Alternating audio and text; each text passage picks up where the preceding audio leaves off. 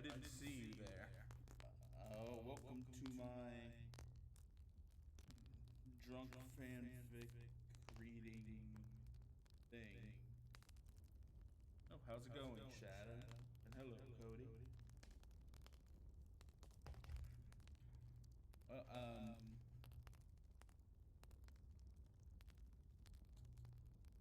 I suppose.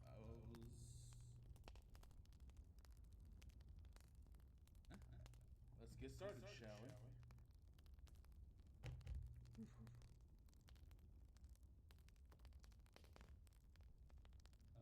Hold on a second.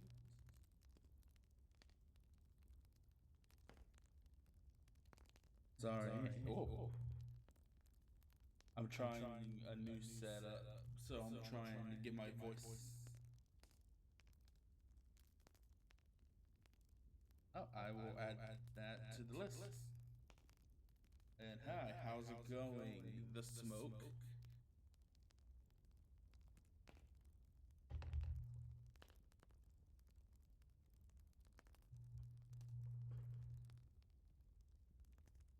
Oh, thank you.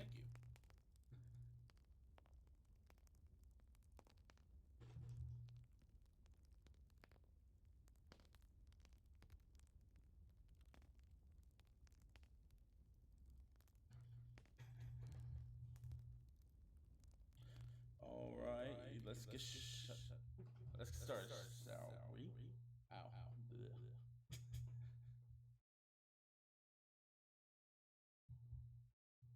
Oops.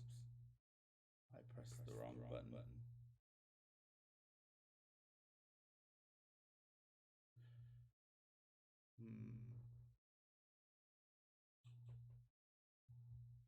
You know what? Let's start with this Batman one.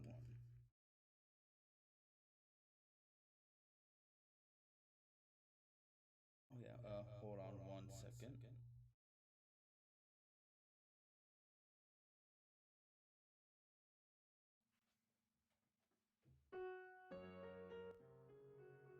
Yeah, a little Mew music.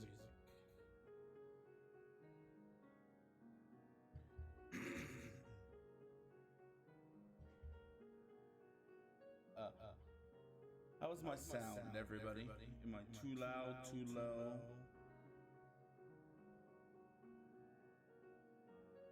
Okay, so it's all right. I'm trying a new setup, so it goes straight from my computer, so it might sound different for me. That's what I'm checking. Okay.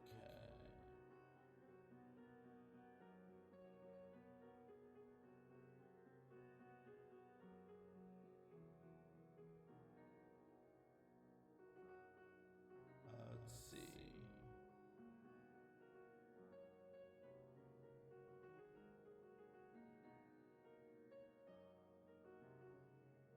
How's that?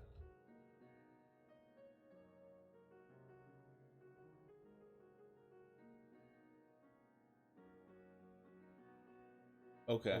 Because for me, that's incredibly loud. That's why I was checking with you guys. Okay.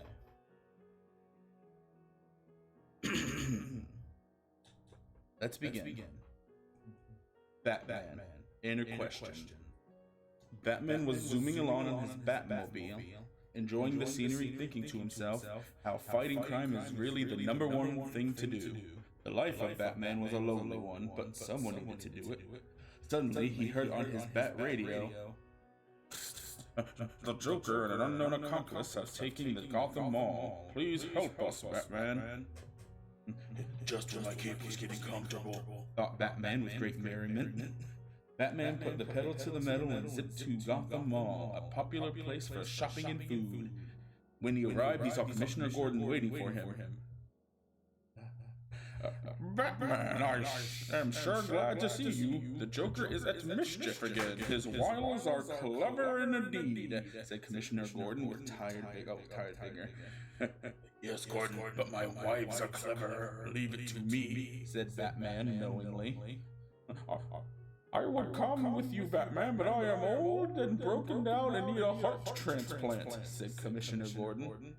Yes, you stay here and protect the perimeter and your heart, responded Batman, worried about people's hearts.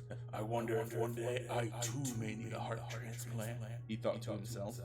As Batman entered the mall, he heard a sound from above. He looked up and saw a figure descend down on him. Halt! Who are you? Shouted Batman. I forget how Darkwing Duck sounds. I am he who quacks in the night. I am Darkwing Duck, said the figure. Darkwing Duck, I admire your work, but this is not duck business. What are you doing here? said Batman. You are wrong, Mammal Man, said Darkwing Duck. This is my business because the Joker has joined with the Negaduck for mayhem-inspired madness. How take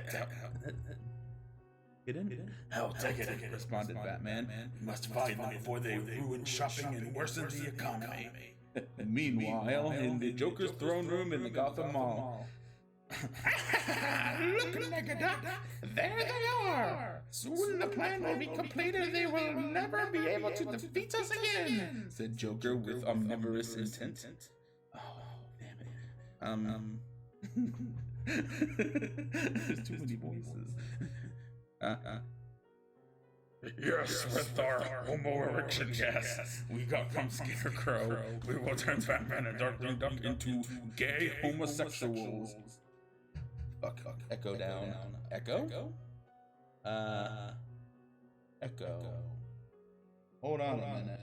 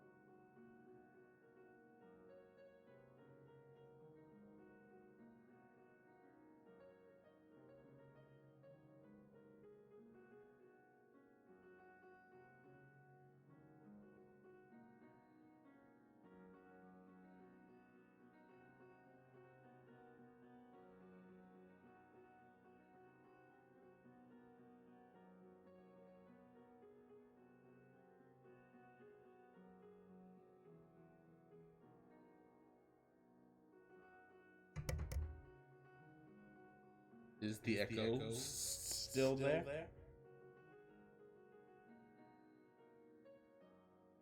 Come on.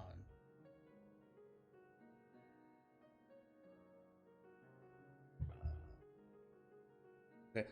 Gonna be honest, I don't know why there's an echo.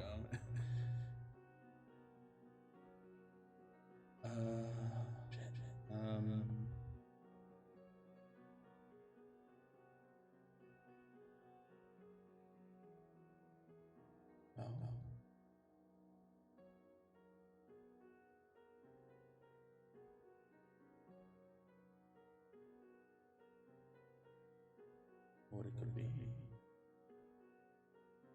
Yes. What about now?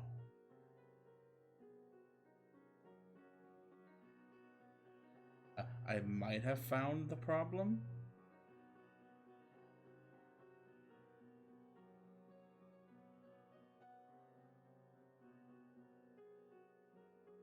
There was one thing that's called desktop audio that I assumed was one thing. Okay, so I guess it was desktop audio. I will have to see what that is later.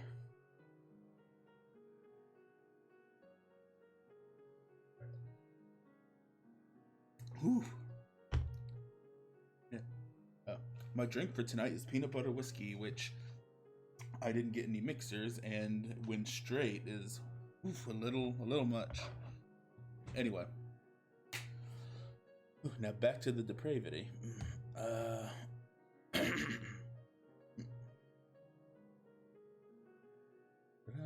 Oh, yes. Yes, with our homo erection gas we got from Scarecrow, we will turn Batman and Darkwing Duck into gay homosexuals too weak to defeat the likes of us, responded Negaduck with great evil. As gay men, they were not. No. As gay men, they will not stand a chance. They'll be too weak. Giggled Joker. Laughed the two villains in unity. While the villains plotted their schemes, Batman and Darkwing Duck explored the mall's hallways. All of these women's clothes. All of these women's clothes. Women are always spending money and driving men crazy, said Batman. Yes, but if it were not for women, then we would not have cooked food or clean clothes, responded Darkwing Duck. This is true, said Batman, and they laughed in a knowing agreement. All of a sudden, they smelt a strange odor in the room. What is this odor? Said Darkwing Duck. Could this be Scarecrow's fear gas? Said Batman with thoughtfulness. But I am not frightened, are you? Said Darkwing Duck. No. In fact, I am feeling rather bold and presumptuous. In a matter of fact, may I say you are a handsome duck? Said Batman. Why, thank you. You are not a bad-looking Batman yourself, said Darkwing Duck. I have a collection of greatest love songs from the 70s, 80s, and today in my Batmobile. Would you care to come listen? Offered Batman. Yes, but not now. The Joker and Negaduck must be stopped, responded Darkwing Duck. Batman saw a gold-plated door and knew it must be the entrance to Joker's throne room. There, let us hurry, said Batman. Batman and Darkwing Duck rushed into the throne room and saw the Joker and Negaduck laughing in evil contentment. I hope you're enjoying your laughing, because soon the only laughing you will be doing will be during community service, said Batman with justification. Batman, you two cannot defeat us. You are way too gay to stand a chance against our combined mightiness. Said the Joker. I already had to beat his voice. Yes, why don't you two just go back to your gay pride? Laughed along Negaduck. Batman and Darkwing Duck looked at each other with humor, and then they held hand and did a double hurricane takedown attack on the Joker and Negaduck. What? This cannot be! How can we be defeated by you, now that you have been turned into gays? Said the Joker. Foolish ignorance, said Batman. We were gay the whole time. What? Said the Joker and Negaduck together in shock. Yes, you crime canines, it is true you should know that gays are not weak. Now you will see prison, said Darkwing Duck. You are going to jail for your villainy and hobophobia, roared Batman with indignified strength. After sending the Joker and Negaduck to their prison, Batman and Darkwing Duck rode off in the Batmobile while listening to a mixtape. For the first time in eons, they were not lonely. The end. I wrote this in support of gay rights. A classic start to a fun night. All right. Shit. Let's do one. This one's. Oh yeah, like this is gonna be fun, and I've added it to the list. I have to Google it, but I added it to the physical list I have. I'm gonna do the Rush Experiment creepypasta because that's fun. Next one we're gonna do a My Little Pony one, but whether you're a fan or not, I don't think you really have to know the characters for this one too much. This one's called Celestia is Just Riddled with Bullets. A gift from the humans. Princess Celestia was infuriated beyond imagination. Luna, did you eat my Sugar Puff Princess Flakes? She screamed, smoke shooting from her ears. Luna did that old-timey running in place gag and sped out the door, all while tugging on her shirt collar, going, "Nya, nya, nya, oh boy, I'm in trouble." Princess Celestia had no choice. I must make a perilous trip to the princess store, she said, lightning striking as she spoke those dark and mournful words. Well, it was actually a really nice day. Celestia had no idea why she was so worried about going out, probably just a lack of Sugar Puff Princess flakes talking. The day started off so rotten, but soon she had a pep in her step, a pop in her hop, a dance in her prance, and a big old smile on her face. Suddenly, surprisingly, and without warning or foreknowledge, a group of 17 and a half Franny is pregnant humans came bursting from the old mill, which had been relocated to the dead center of Cantalot. The city fell silent. Birds ceased their chirping, dogs ceased their incessant sniffing, and the city clock failed to ring. Not because it was broken, but it was because most clocks don't ring at 11:37 a.m. For the Empire! Screamed the human from Queens. To this day, no one knows what empire he was referring to. The humans pulled out a wooden cart and aimed a large Gatling gun, and it was carrying directly at Princess Celestia. The silence was torn apart by the sound of exactly 287 bullets ripping through the air and directly into Princess Celestia. Not a single one missed. The human firing the gun grinned smugly at the thought of all the people who told him that video games would never teach him anything. Yeah, no more, no less. The humans began dancing and cheering. They continued to dance and cheer until they noticed that the whole-ridden Princess Celestia had joined in on the festivities. The dancing abruptly ended. Oh, are we done dancing? Asked Celestia with a genuine smile on her face. How are you alive? Asked all 17 humans in unison. They were all pretty creeped out that they did that. What are you talking about? She asked, still covered in 287 small holes. You're supposed to be a dead body, a bloody dead body, said Ted, who was one of the humans. Oh, I'm sorry, is this better? And Celestia collapsed to the ground. What are you doing? This is serious, said Ralph, the demolitions expert. Sorry, can't hear you, I'm dead, she said, trying to contain her laughter. The humans were right flummoxed. At the moment, Twilight Sparkle flew in, hair ablaze in anger. What have you done to the princess? She screamed in a voice that would make Tyrek himself whimper like a sad duckling who is lost and afraid and has also lost his whole family to the snowstorm, so now he must go on a grand adventure and find himself. Oh, hi, Twilight, I'm dead, said Princess gleefully. Fire, said Brad, who was the hunk of the group of human extremists. Twilight was struck with 507 bullets. They wanted to make sure the job was done this time. What? And Twilight's eyes burned with rage. What? And the humans began to flee. What? And the ground began to tremble beneath her. What? Stylish hold, she said, with a big fat smile on her big stupid face. Hey, Twilight, want to be dead with me? Asked the princess. In a minute. First, I need to go thank these strange potato creatures for this new style, she said. Potato creatures, said Spud Starcherson, the only one in the group who actually resembled a potato. Not because he actually looked like one, but because he, totally had the attitude of a potato, you know? Hello, I am Princess Twilight Sparkle. It is an honor to meet you. I hope this is a beginning of a great friendship between our people. Hey, look, we went through a lot of trouble to lug this gun through this wormhole. Can you at least die a little? Reasonably asked Charles. A gun? Can I have a look? She said. Before anyone could say anything, she jumped to the gun, turned it around, and fired. The bullets cut through them like a hot knife through people. Only Franny survived because, you can't kill a pregnant lady. I'm not that horrible. Oh, look, they're playing too, said Celestia, who played dead even harder. Suddenly, the wormhole opened and a group of people frantically dragged other humans through. Princess, what was that? Asked Twilight. New friends, she said. Celestia stood up, dusted herself off, and looked at Twilight with a big, happy smile.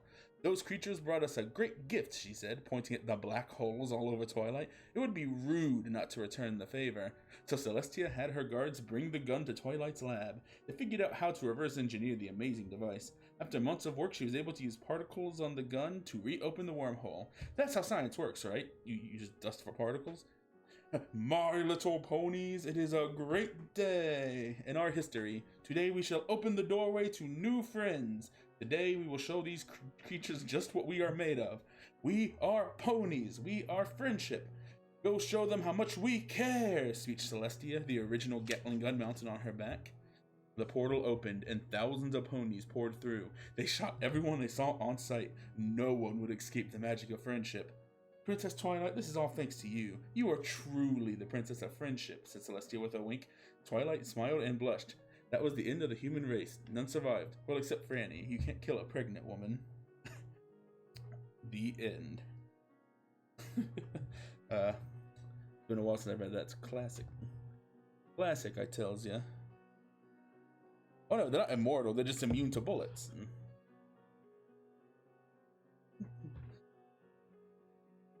I mean, there's a huge difference. All right.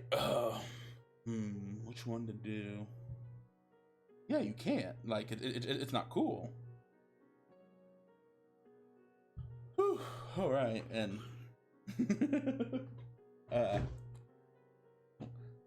time for another. Wait, what are you? Sorry. A random window tried to open up. That's what's odd. Sorry about that. Yeah, okay. Let's see if I'm gonna take another sip. Is that those just came in earlier. Drinking peanut butter whiskey straight. I tried it mixed with the Apple Mountain Dew and it tasted like dirt. So don't do that.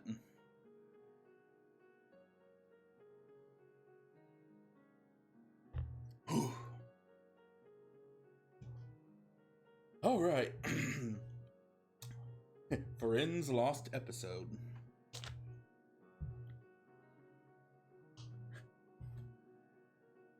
I need to make sure it's everything. Cool, it is. Oh, nope. Friends was a pretty awful show, I thought. But a lot of times when I was a kid, I was pretty lonely. I'd put the show on. The world's a pretty scary place without that television box sending you positive feedback. People laughing, enjoying themselves, you know. But then a random pop-up blocked my entire reading screen, and I don't know what I'm reading. Hold on a second.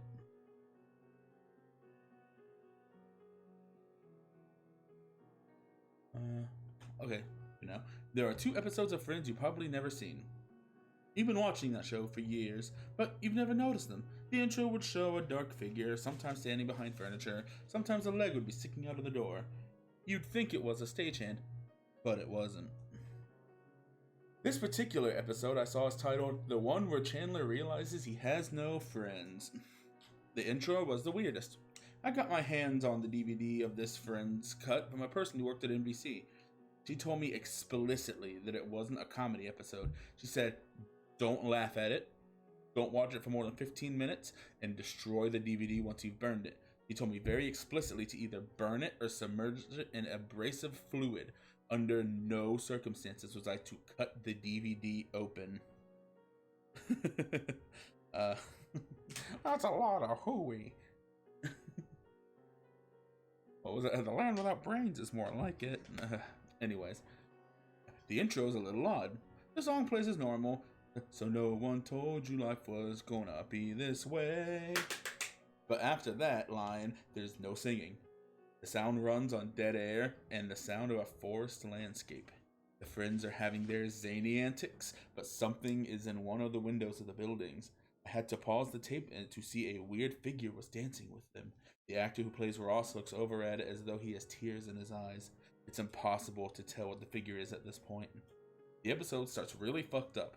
Chandler looks really mad. It's not fucking funny, he yells. I was trying to make a sandwich and your goddamn fucking duck took a shit all over the bread. I was waiting like 4 minutes for a response. But the characters just get up and leave. It cuts to all the friends at a cabin. They're sitting around drinking coffee, attempting to make retorts. Well, it's not quite the Central Park, but there are some perks if you catch my drift. They point to a painting of some sort of devil figure with candles around him. It's just sitting over the fireplace. We're running out of electric, Rachel says. We need to save those candles. I really hated this fucking show. All of a sudden, there's a sound of a knock at the door. Don't open it. For the love of God, don't open that fucking door. I was surprised at the level of vulgarity. What looks like a human eye is seen peeking from the window. It's hard to tell what it is. I don't think we survived the drive up here, someone says in the other room. I feel really disoriented, Ross says. It's like my thoughts are scrambled. Scrambled like eggs, Chandler says, holding up an egg. The audience doesn't laugh. The camera zooms deep into Chandler's face for no reason. The episode was actually about the North American Sasquatch. He's been watching us for a while, Joey says. He's been watching and waiting and planning to kill us. I just know it. Shut up, Joey, Monica says. You just shut the fuck up, you goddamn. All of a sudden, there's a knock on the door. Do not open that fucking door, Chandler says. Now the audience started to laugh for no reason. Chandler deadbolted the door and started getting some pieces of firewood.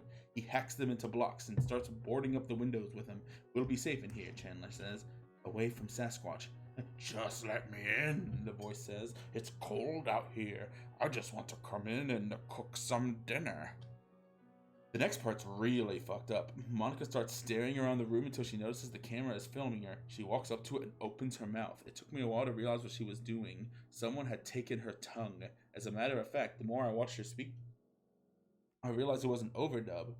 It was almost like the actress who played her didn't have a tongue. Chandler picked up the axe. I'm warning all of you. Any of you try to open this door until the morning, I'm going to hack you into firewood. The audience starts laughing extremely loudly. Rachel, you're on fire, Ross screams. Indeed, Rachel had been resting her hand on the fireplace while it looked like they were engaging in some adult act involving a dead tuna fish. What? Rachel said. The camera zoomed into her arm. It was covered in burns. Intense first-degree burns enveloped her skin. It was an extremely good makeup job that looked highly realistic. Chandler looked disheveled. You mean unshoveled, he said, holding up a shovel. Sometime during the commercial break, Rachel Hall amputated her arm. You know, it's funny, she said. I can't even feel it. I had begun to consider the implicating thought that maybe through some realm of possibility in my mental frame, there was something wrong with the friends. How do you even know it's Bigfoot? Said Joey. It could be a hairy man. A hairy man who eats people? The audience laughed rather loudly. Joey continued, You should have seen my Italian uncle Federico. He could have eaten a horse. It was then I realized something. Joey had no eyes. In fact, someone had replaced his eyes with olives. Green olives with pimentos sat in his eye socket. Well, what the fuck? Yelled Joey. Nobody go to sleep, Chandler said. He might be in the house. Joey starts crying. His life as a soap opera star was over. He starts to eat some soap, licking, tasting the soap. Alright. I've had enough of this shit, Chandler said. I know it's Bigfoot. I just know. I can smell him. Indeed, Bigfoot had a smell, it seemed. All 6 of the cast members started flaring their nostrils. Joey had eaten the olives in his eyes and had bandaged his head to stop the obvious blood. I think, Ross started, but he couldn't think. I feel like my 5 senses are shutting down, Chandler said. I really feel numb. Phoebe started playing guitar. She started singing about her song about a cat. Shut the fuck up, Chandler yelled, quite disheveled. He picked up the guitar and smashed it in the fireplace. He held the axe high above his head. Everyone, just lay down and go to fucking bed. They all went into the other room to sleep. Chandler kept sniffing the air. He sat in an armchair next to the fireplace, swirling brandy. There was a goat head over the mantel. Taxidermy, most likely. Wait, I thought it was a fucking devil painting. Anyway. Let me in, the voice said. It's cold out here. Just let me in. Chandler went over to the window. The eye was peeking through again. The eye was leering at some delicious ham on the stove. Just give me some of that ham, he said. I just want some ham. Okay, Chandler says. The mouth moved to the window now, a hairy mouth, licking its lips. Chew on this, Chandler screamed, slamming the axe into the glass window. Ah! The voice snarls now. The tape starts to flicker. Chandler flew back and his axe cut into the wall. Blood started to drip down. Chandler picked the axe up once more and slammed it into the house. The audience laugh track started to scream in pain. Blood spurted all over as the sound of people requiring medical attention was heard. Maybe the house is alive, Chandler said. The house is alive! He ran to wake up the others, but they were all dead. Chandler realized what he was smelling. It was carbon monoxide. I think he poisoned my drink, Chandler yelled. Where are you? Where are your friends? The voice yelled from behind the door. Chandler found the pipe mane, releasing the toxic gas, and slammed it with the head of a spade gardening tool. There were huge teeth in the fireplace, huge glistening teeth, not CG, not drawn, not props. They looked real. They were dripping a ton of saliva. Chandler looked at the pictures on the wall over the mantelpiece. He removed one of them, revealing a gigantic eye. "Oh my god!" Chandler yelled. He picked up the axe and slammed it into the eye. The people went flying across the room like a frisbee.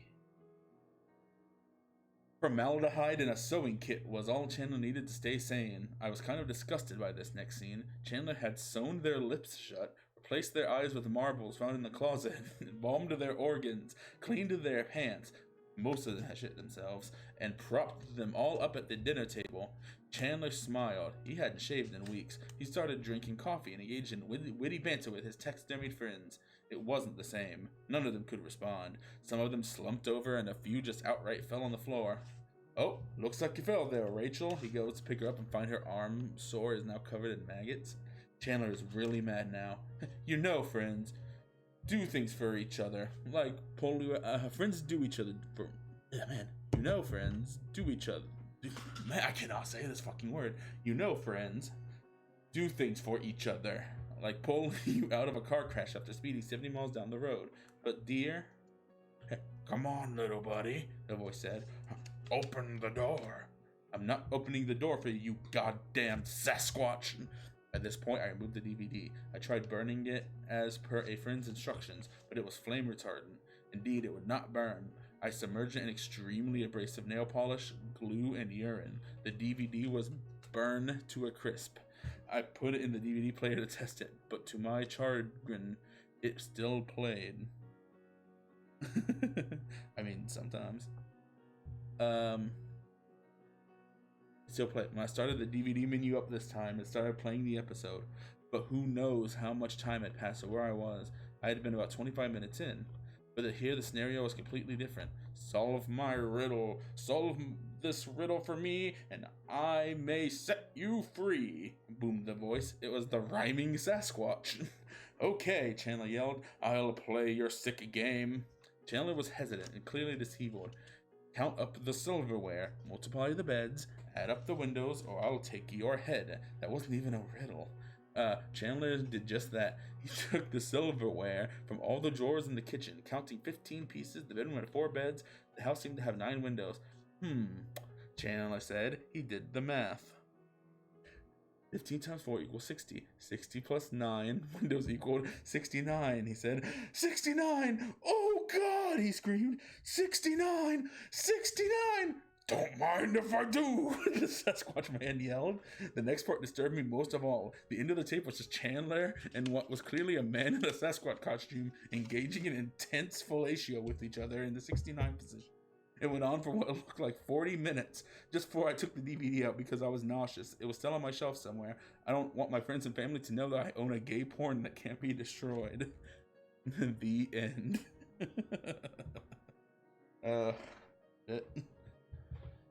Whew. Yeah, right? Yeah, it just kind of ends. Oh, me, not Chandler or the Sasquatch. All right. You know what? How's it going, Kira? Since Kira is here, I will read a fanfic that I worked on, only the first chapter. Haven't worked on the second chapter yet. Thank you. First I'm gonna have a little sip. Oh, yeah. And then peanut butter whiskey, really good, kind of sharp by itself. Ooh. All right. Here we go. Next one is Kira P and Combo of Love, Chapter 1. That's not honest, but I made this. I made this. Chapter 1. P is for passion. Kira, Raptor streamer extraordinaire and #1 Nuggie enthusiast, had it all. Fame, fortune, and a sponsorship deal with Bubbly. She should have been happy, but it felt like she was lacking something. A fountain of nuggets. But also, she was missing love, so she decided to try and solve that first. After a few last attempts at the bar led to nothing but screams and a fresh meal, she decided to try Hunker, the hot new clown dating app. I'm gonna go. Now I'm embarrassed because she's here and I have to try to do her voice.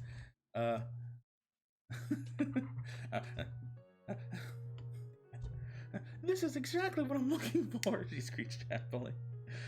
Unfortunately, the app didn't register raptor swipes, so she was at an impasse once more. When all seemed lost, she heard a loud ping from her phone. She had a match. Single, self-employed clown looking for life partner. Likes, smiles, and cooking. Dislikes, monarchs and Pippi Longstocking. The pictureless profile said. Shortly after, a second ping came from her phone. It was a message. I want to see you tonight. How about we meet at the park on 3rd and Main? We can get a burger afterwards. Huh, what a strange person, but what do I have to lose? Kira thought as she replied, agreeing to meet up immediately. Worst case, I'll have a happy meal, or would it be a funny meal? She laughed at her joke about murdering and devouring clowns as she spritzed herself with her fanciest nugget-scented cologne she had.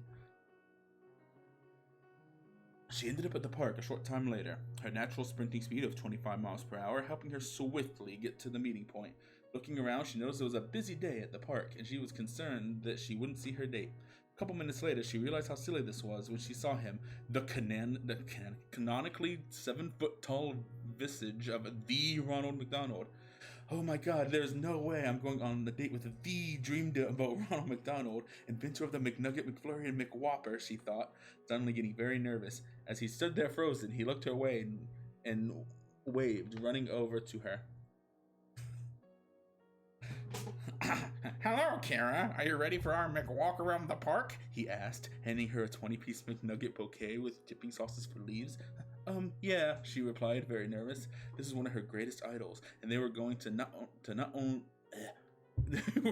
on not only a walk, but a McWalk, which is potentially a much more intimate walk that only 2 serious daters should consider. He laughed and reached. I put quotes around that. He laughed and reached out to hold her claw. It's all right. I did this a lot. It's part of why I put my picture on my profile. The other reason is, well, we'll talk about that later. She smiles and they go on the McWalk, chatting and getting to know each other while slowly walking around at the sides. Anyway, after a couple of hours, they end up at the McDonald's on the corner. I'm so hungry. How about that burger? He inquired. Sure, let's go. As they go in, they hear a growl. Suddenly, a large explosion happens in front of them, like a meteor crash. What was that? She screeched.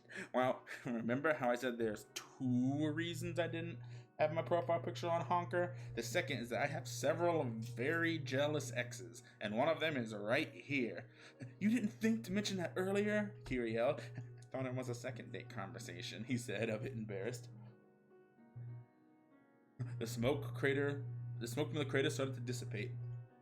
In its center, a 6'5" purple blob stood. It looked at them with its dead eyes and creepy, unchanging smile. Men are like dogs, Stacy was fond of saying, and she usually went on to add that, like dogs, they all took up too much space on the bed, and they always went for the crotch. Author Lisa Kleypas said Grimace, which was apparently his #1 top quote according to https quotestats.com/topic/Grimace-McDonald's quote. Oh no, you could tell Grimace is serious when he says his #1 recognized quote according to https quotestats.com/topic/Grimace-McDonald's quote, the concerned clown said. Grimace shuffled towards them, still dead-eyed and smiling. He pointed to Kira. You can't have my McMahon unless it's over my cold, dead McBody, he yelled angrily, but still smiling since Grimace's suit didn't have mouth movements. Kira screeched, getting into attack formation. Looks like she was going to be too full for that burger after all. End of chapter 1. Oh yeah, I'm going to work on it eventually. It's one of those things where like, I'll sit there and I'll be like, I should work on this, and then I don't, and then I'll get the inspiration and write like 1 or 2 chapters. Oof. But alright. Then next. This is one by the same. I think I think it's by the same guy who made the one before this one, the Friends one. You know what?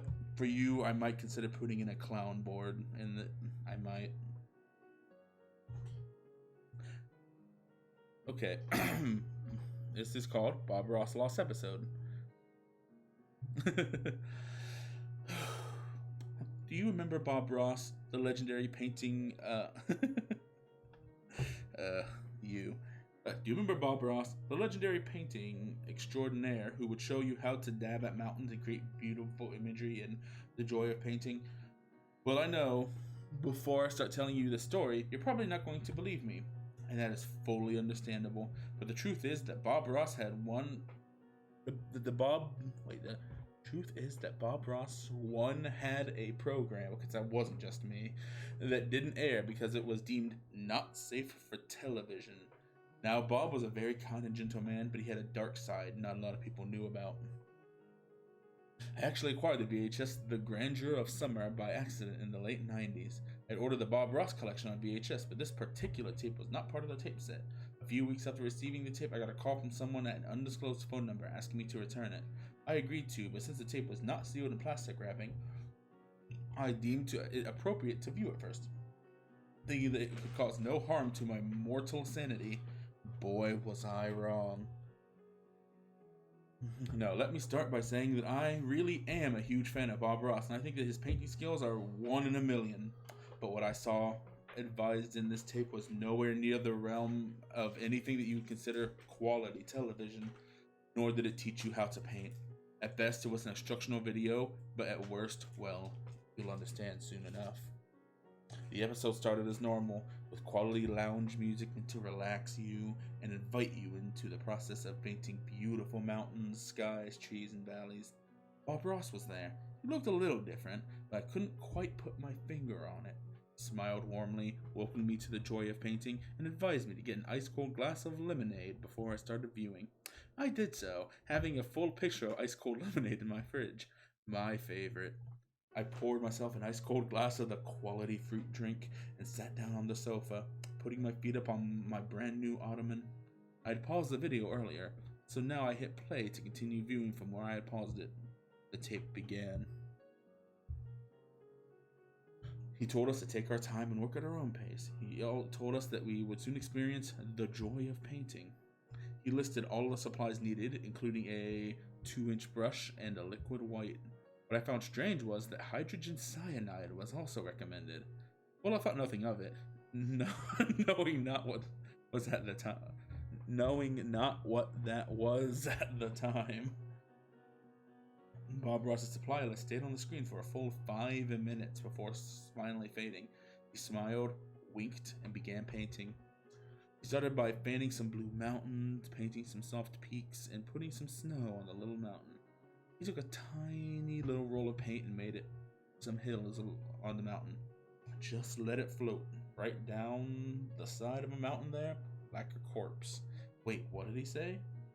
Just think where the lightning would strike and the plains would flood. Strange thing to say.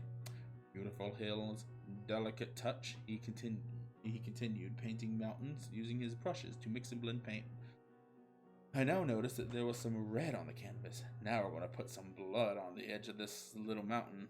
It's a blood mountain, he smiled. I was concerned now.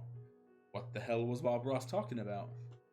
Think of all the Native Americans that were probably murdered on this mountain.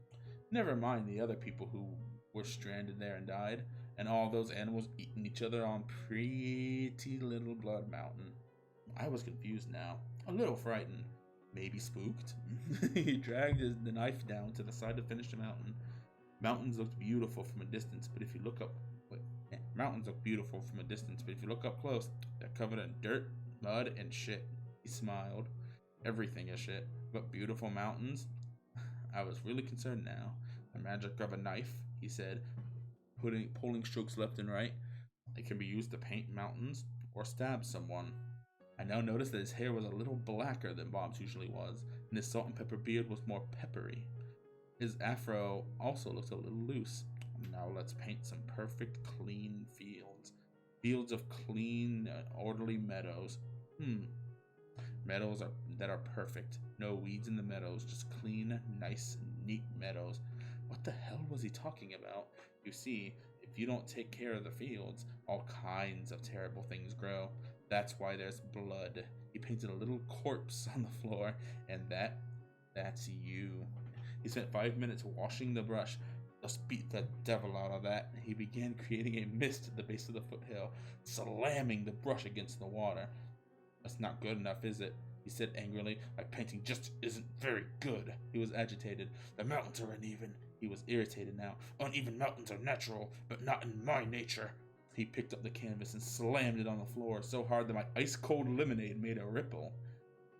I didn't really like this anymore. This wasn't fun anymore. I started to feel a little sick. I went to get up and shut the table off before I saw a familiar face at my window. Oh, what in the dickens are you doing? He said, smiling. It was Bob Ross. He was outside my window, though there was no car in my driveway. It was almost like he had just appeared, a little more disheveled. But Bob Ross, how did you get in here? I saw you returning my program off, and I just couldn't take it. I want everyone to learn the joy of painting. He climbed over my windowsill, being careful not to disturb the hot pie that was cooling for later. But Bob, but, he said, if ifs and buts were candy and nuts, we'd all have a happy Oktoberfest. Bob, I said, there was blood in that tape. You painted, there's blood in that tape. You painted my corpse. Your corpse, he said, or all of our corpses, he asked. Why do you think it was you specifically? True, could have been any corpse. But that's just the way the world is, Bob said. Selfish. We all think that we're in charge, but we are the rulers. But the truth is that there's only one ruler, and it's me. I shuddered. Bob winked at me in typical winking fashion. I looked a little closer to see that Bob's beard was glued on, and his afro, it was loose. So they'll hate you, Bob said, because you challenged them, because you are the one that makes the final say. But the truth is, I just want them to see what I see and feel what I feel. Isn't that truly the joy of painting? I looked a little deeper into his sparkling, mesmerizing, jewel-like pupils. He smiled at me. You're not Bob Ross, are you? I asked. He smiled warmly. No, I'm not. Are you good? And then he quickly ejected the VHS, inserted it into the slipcase, climbed back out the window, and took my pie with him. That bastard. He came back a few minutes later, producing the finished work. The canvas was gorgeous. The blood mountains were now beautifully adorned and made to look like ashen clay. The dead body in the field was now concealed by many lush, beautiful springs and gorgeous hills. The landscape was one of the most beautiful pieces I had ever seen. Take it, said the strange man who resembled Bob Ross. It's yours to keep and cherish with family and friends alike. How can I ever repay you? Keep it, Bob Ross smiled. Your thanks and this warm pie are thanks enough. And then he left, never to be seen again. I looked over at the lemonade. The cubes had all melted and the glass was perspirating. Not as much as the sweat upon my brow, though. I drank the slightly lukewarm nade and hung the painting up over my couch. For years I had cherished it, but not being a very social person, I never had someone else to enjoy the painting. That was until the day my grandmother came over to celebrate Arbor Day with me. That's a most beautiful painting, Reynold, she said. Indeed, it was a beautiful painting. Who's it by? She asked. True. I had never turned the painting over to see who, if anyone, had signed it. We both carefully lifted up the framed canvas, being careful not to damage it.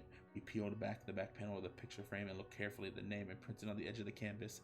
I felt a shock creep up my spine as we both read the name aloud. A. Hitler. Whew. That was a shock. I mean, for you guys, I totally knew. Oh, did I accidentally close it out?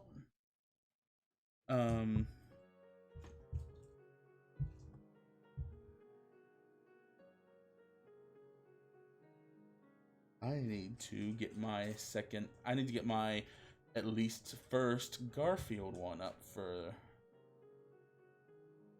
Well, I'll do that. I'm going to do that with one hand and drink with the other. Whew. All right. I got a fun one. This is a wacky one. It is Garfield of the Galaxy Infinity Wars. If you don't know, this guy makes a bunch of crazy Garfield fan fictions where it's just Garfield is the #1 true man, ultimate power. Like he's who every man aspires to be and every woman wants to sleep with. John, it's what I do. I mean, considering that I said wants to sleep with, that could kind of take a different connotation. But this one, oh, and it's also all crossovers. I want to say his Mass Effect one is 19 chapters and like hundreds of thousands of words. But this one, which is relatively newer, 2018, so I guess it's newer compared to the rest of his stuff. This is Garfield in the Guardians of the Galaxy universe. And let's begin. Garfield of the Galaxy Infinity Wars, Chapter 1. Chris Pratt was flying through stretches of space with his Guardians of the Galaxy. They were escaping from the sovereign peoples after causing mischief. They had Nebula for capture through circumstance. Nebula was chained to the wall with chains and stewing in brew of hate. Yippee-ki-yay! Wild and free! Wham-bam shebang! Chris Pratt squealed with delight as he soared through cosmos. Slow down, human, you are a reckless fool, said Nebula with hateful evil. Chill out, Chris Pratt squealed with irritation. Nebula, you are my sister, but you are rotten with defilement, said Gamora with sisterly shame. Silence you, I will kill Thanos. You are green, weakling traitor, said Nebula with bitterly bite. Oh, you women, quipped Rocket Raccoon with jolly laughter. Chris Pratt, please slow down. You are being a hardy fool, Drax said with concern. Call me Star-Lord, squealed Chris Pratt with defiance. Then with suddenness a ship appeared, and out of the ship appeared a figure. It was old, but magical. Greetings, Guardians, it is I, Ego, the figure said the figure with enigma. Ego? Like egg? Squealed Chris Pratt with quip. No, Chris Pratt, I have been looking galaxy over for you, and now I have found the answer to my meaning, said the mysterious old one with feeble elderly wisdom. Old man, you will call me Star-Lord, squealed Chris Pratt like spoiled brat. Calm yourself. I have great secret to tell you. I am your father, said figure with revelation. Daddy, squealed Chris Pratt with bliss. Meanwhile, while conversing was happening, Nebula unlocked herself from chains. She snuck away with stealth, hiding in the shadows of light. She then kicked open the escape hatch and jumped into space. No! Squealed Gamora with despair. That is right, sister. I will die in icy hell of space before being prisoner to you, Nebula said with vile. Shut up, I'm talking to my dad, squealed Chris Pratt with a weasel spite. Wow, that kind of worked. Nebula floated through the frigid wasteland of space, disappearing like lice in a forest of hair. She was a speck of nothingness and cosmic debris. She felt cold death trickle her skin with fingers. She thought she would die heavy with burden of hate and never knowing true love of man. She fell into sleeping slumber, spiraling into dreams of woe and fury. In her dreams, Thanos was laughing like madman, tormenting pain into the innocent. But then in her dreams, awesome figure of power, radiating with orange majesty, overwhelmed all. The searing flame of manhood incinerated Thanos with effortless ease, tearing off head with muscular, manly hands. He tossed Thanos' head into a black hole and spat on it. The figure which was cat and man, then turned manly gaze and bore into her mind like fiery lances of lasagna. His eyes were like blazing stars in galaxy of hope. Nebula felt sweat of fear and desire run down her face like a coat of slimy goo. Her lady gems exploded like meteor, hitting planet of dynamite. She woke trembling in awe. She did not know where she was. She was moving through space, rested on custom expensive leather seats. She looked around her and saw she was in a red Corvette driving through space. At driver's wheel was the orange figure in her dreams, rippling with muscle and manhood. He wore aviator shades and smoked a lasagna cigarette. Wind blew through his hair with cool style as he chilled out to Tangerine Dream. Garfield! cried out Nebula in shock. The manly figure of physical justice nodded mighty head. Where am I? Where are we going? Said Nebula with concern.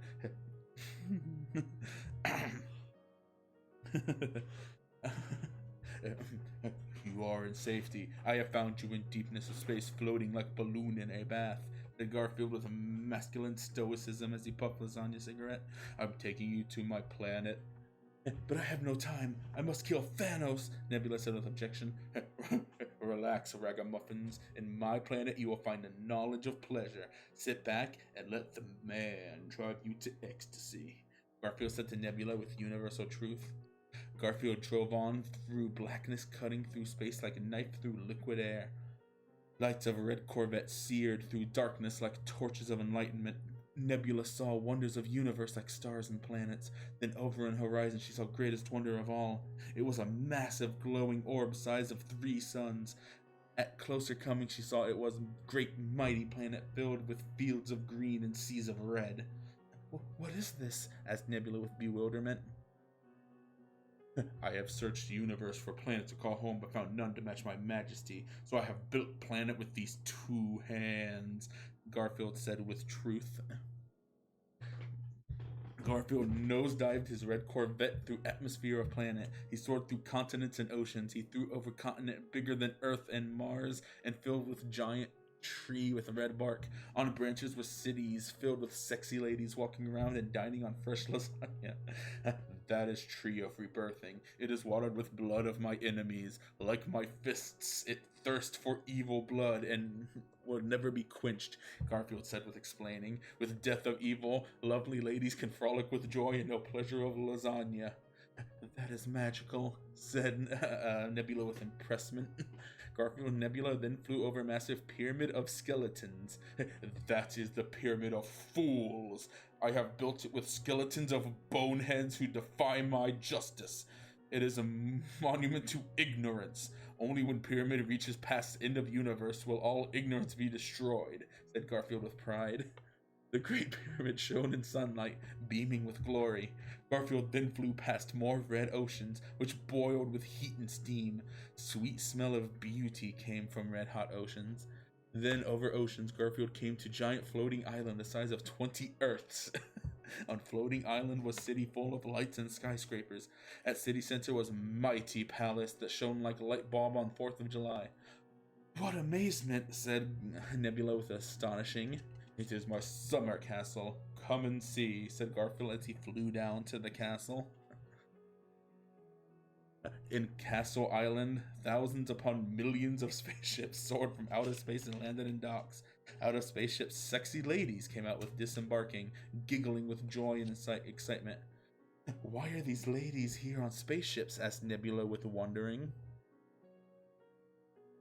Ladies from all over universe come to meet the supernova of sexy and big bang of good times, said Garfield as he folded to his pants. Nebula nodded with understanding as her mind unraveled a secret that lay wrapped behind Garfield's man pants. As her mind wandered, her mouth watered. Hold on a minute. Damn it. It's not even to the good part. I've read this one. It's not even to the good part yet. He's ridiculous, Shadow. It's part of the reason why I fucking, like, he's my favorite author. I think even, like, legit stuff, which might be sad, but I don't care. Whew. Okay. Garfield landed ship at Castle Courtyard. In Courtyard there was giant hedges shaped like sexy ladies in naughty poses. Naked ladies lounged by shrubs, eating lasagna and dressed in bikinis. Wait, I thought they were naked. The road was paved in gold and steel. As they walked, they passed a large luxury pool shaped like a woman's navel. I mean, in pool, ladies lay on floats shaped like Garfield. They massaged floats with wanting hands, wishing the man was there for real. As Garfield passed, all the sexy ladies cooed longingly for him, but the man walked by without beating a sweat. Garfield and Nebula then passed through great golden doors the size of skyscrapers. Garfield pushed them open like giant pushing feathers. Inside was a great hall filled with giant stone statues of naked ladies. On walls hung oil paintings of Garfield, loving hot ladies from all of history. In one painting, Cleopatra and Catherine the Great were lying on bed of silky sin as Garfield jolted their lady sockets with his man lightning. That is realism, Garfield said with art as he pointed to paintings. Throughout hall, fine ladies ate lasagna and drank cocktails at glass tables. They wore shimmering space dresses that were see-through. As Garfield passed them, they reached longingly for him, but he did not glance a look. Garfield passed the bar and motioned to Bartender Ted with cool point. Bartender Ted gave him the finger guns and threw lasagna scotch at Garfield, who caught it like home run goalie. Garfield sipped a drink like a cool cat in Chilltown. More ladies flocked to him, wanting sniff of his scent and touch of his muscles, but he did not wink a care. Garfield flickered lasagna cigarette to ground and walked on. Mob of ladies rushed to lasagna cigarette, clawing and fighting for its radiance, wanting to get a taste of the cosmic force of man. Nebula followed Garfield out of the room through doors which were the color of night. On the other side there was darkness with flashes of shrub lights. Fantasy by Aldo Nova played as ladies in tight black leather danced under spotlights and rubbed themselves with wet lasagna. This is the temple of forbidden pleasure.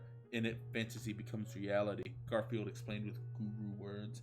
A foxy mama in pool of lasagna was dancing and wiggling. She saw Garfield and took a handful of steaming lasagna, fresh as spring, and smeared on her firm breast, while licking lips like hungry she-panther. Garfield nodded with approving. You must be familiar with forbidden bodily pleasures, Garfield said to Nebula as they passed under a hanging cage with a lady dancing in whirling hair and licking lasagna-covered bars. I do not know these things. I have been captured by Thanos all my life. All I know is scent of battle and taste of murder, Nebula said with sadness.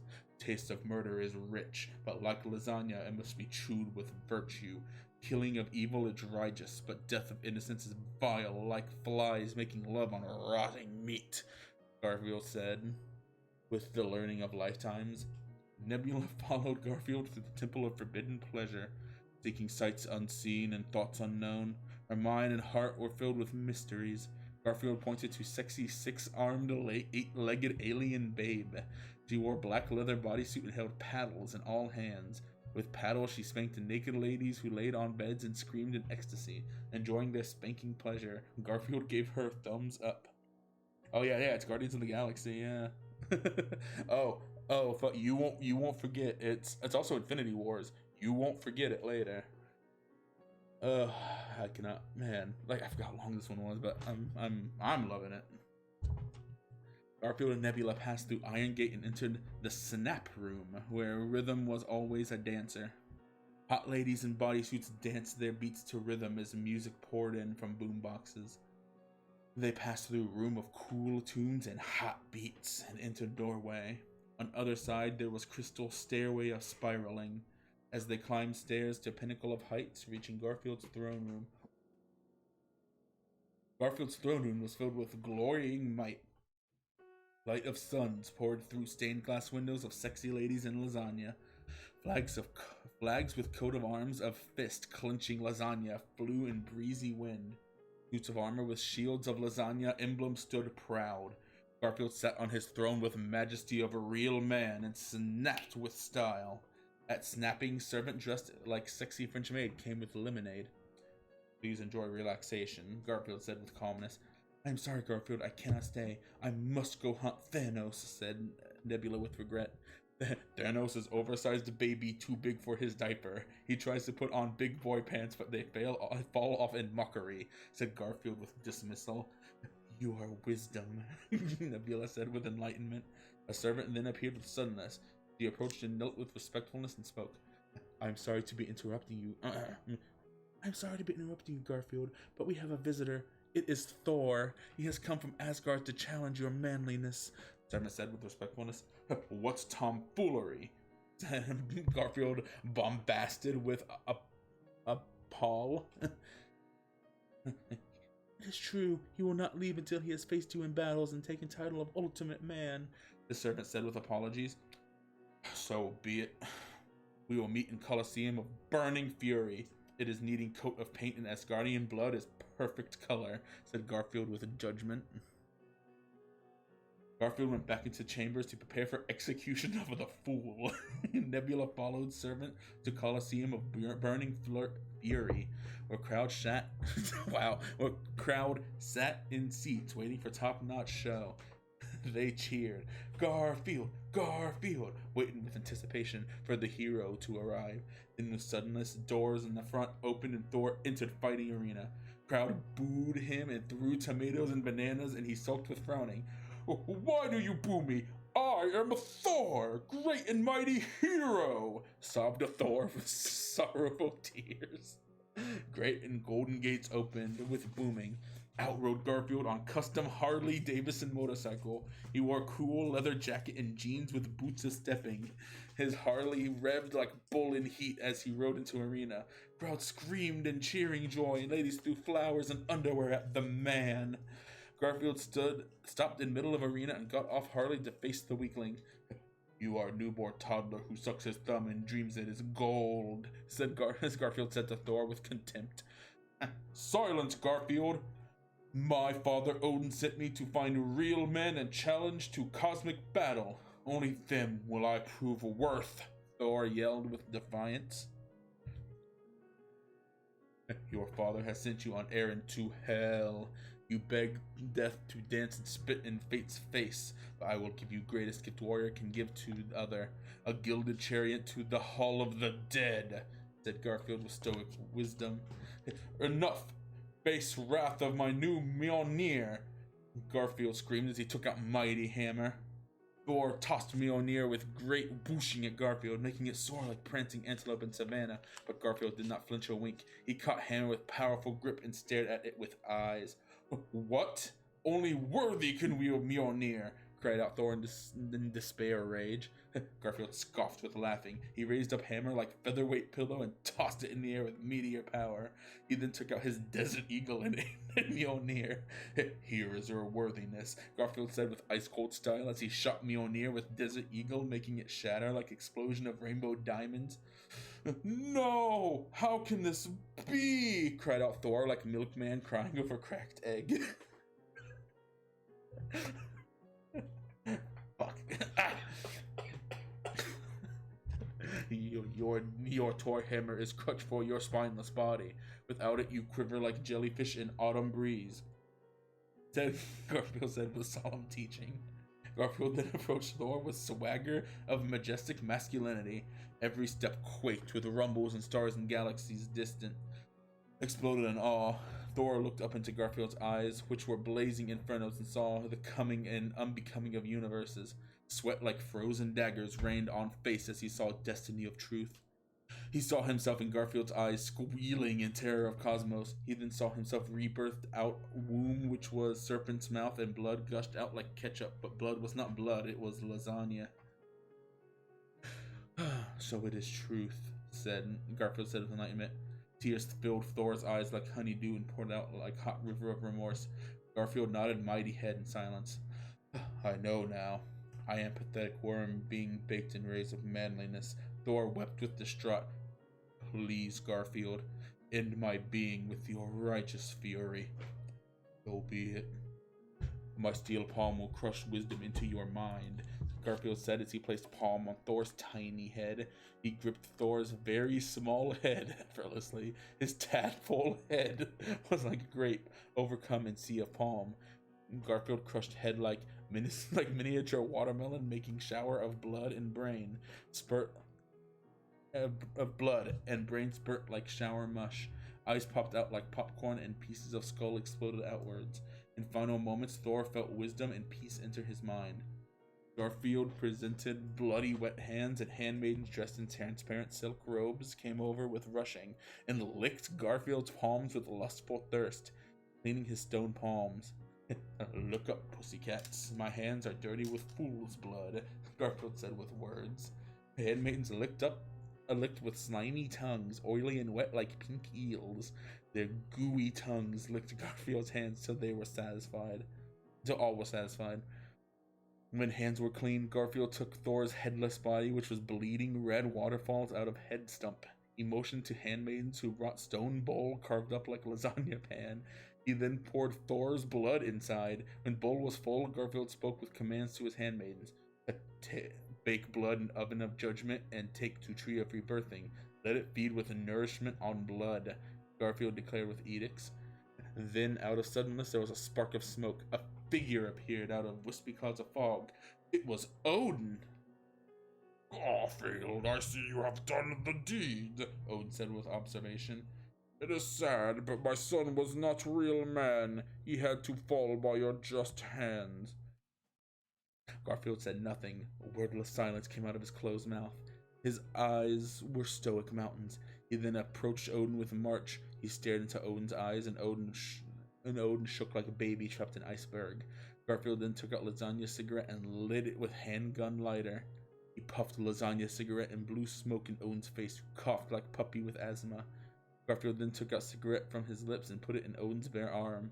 Odin screamed like seagull giving birth to ostrich, and in puff of smoke turned into Loki. Garfield, how did you know it was me? Loki said with shock. Perfumed pig still smells like mud, Garfield said with steel rage. It is too late. Thor is dead. I have tricked you. I have won, squealed Loki like pot-bellied pig in a very appropriate Loki voice. Pathetic cockroach. My justice can never be tricked by swine. I will kill who I want, and now I will be killing you, said Garfield with righteousness. Loki saw rage in Garfield's eyes and mouth and panicked. He fell on knees with despair. Garfield, please, spare my life, Loki pleaded with begging. Relax. I am noble man. My fists spread peace, and now they will spread you into pieces, Garfield said with mercy. Garfield grabbed Loki by his hair, which was long like a little girl, and began dragging him on ground. Loki screamed and screeched like a guinea pig, ready for the slaughter. Garfield then twirled Loki around by his head like a cowboy cat twirling Wild West lasso. Yeehaw, yeehaw, ride 'em cowboy, Garfield joked with humor as he twirled Loki. The crowd pointed and laughed at Loki as he screamed like pathetic banshee while he was twirled like pinwheel. When Garfield was tired of the game, he raised Loki to the sky. Time for my favorite show, Breaking Back. Timely joke, Garfield said with a timely joke as he brought down Loki on his knee for a backbreaker, snapping his spine. All in Coliseum laughed with hilarity at Garfield's joke. Even Loki laughed with good humor as his spine were snapped like a twig. When Garfield was done with comedy, he threw Loki to the ground. Loki now laid at the center of the arena, broken and shattered like expensive vase. Time to dispose of the trash, Garfield said with chillness. Garfield went to lever with grinning skull at tip. He pulled down lever with ease of man who pulled levers all his life. At lever pulling, Coliseum floor opened down middle like great yawning mouth, and in open pit was a great black hole. Yoki fell into pit and was sucked into spiraling chaos of black hole. Ah! Cried Loki as he fell into black hole. Relax, have a light, Garfield quipped with cleverness as he tossed the lasagna cigarette into black hole, exploding it into fiery supernova. Ah, no! Screamed Loki as his flesh and bones burned and melted into incineration from the supernova. Next time, wear sunscreen, then Garfield joked with wit. After Garfield pulled lever back, closing door to supernova, Nebula ran onto arena for congratulations. Garfield, you are amazing, Garfield said with astonishment as she ran sexy finger along Garfield's massive bicep. It was nothing, puppy pants. Next time, I needed a warm-up for main event. The next arena will be bedroom, and it will not be short bout but marathon, and I will go into overtime, Garfield said with a wink. Oh, Garfield, I have never known taste of true man. Will you show me ways of romance? Nebula asked with yearning. You know it, carrot cake. I will pour Milky Way into your nebula, and you will enjoy every drop, said Garfield with flirtations. You know what to say to make lady feel special, said Nebula with swooning. Garfield led Nebula up crystal stairway that climbed the tower pinnacle. They came to doors of diamond with carving of ruby-eyed tigers clutching lasagna. Through diamond doors, they entered Garfield's master bedroom, which was the size of a basketball court and filled with marble statues of naked women. Fertility symbols hung on walls, and at back was a massive bed shaped like a male symbol. Mirror was on ceiling above bed, and center of room on floor was giant symbol of yin yang woven in area rug. Stay here, Garfield said with romance. Garfield a Nebula to yin yang symbol and went upstairs into balcony room. Nebula waited in anticipation with her lady engine to get maximized. After Enough with the chit chat, let's get some grub going. Appeared from balcony and walked down stairway. He was dressed in black silk pants and black silk sleeveless shirt that clung to his manly chest. He strode down like mandrill on prowl, eager for hot taste of sexy space woman. Somebody call the fire marshal, because you are lighting me up, said Nebula with arousal. You know it, Firefly. I am will stoke flame of sex in your oven, said Garfield with seduction. Explode my body with your man force, Nebula begged with swooning. What? Check that in a second. Yes, but first thing is first. To dine on delicacy of loving, one must set table of mood, said Garfield with suaveness. He snapped fingers, lights dimmed with Fascination Street by The Cure, playing from unseen speakers. Then in mystery of magic, sexy women, naked women statues came to life and began approaching Nebula with smooth motions, like fish swimming in silk, moving with a rhythm to the beat. And marble ladies fell upon Nebula with groping hands and licking tongues, pleasuring her body. Garfield lounged on black satin couch, crossing leg over knee like champ and smoking lasagna cigarette. Nebula moaned as marble minxes massaged her body with biting teeth and wrapped around her legs. At center of Garfield's bedroom was twisting, nodding mass of bodies writhing in sweaty sex. Time to dive in, Lake of Love. Garfield said to were wet. Sexy marble ladies separating on Garfield. The starless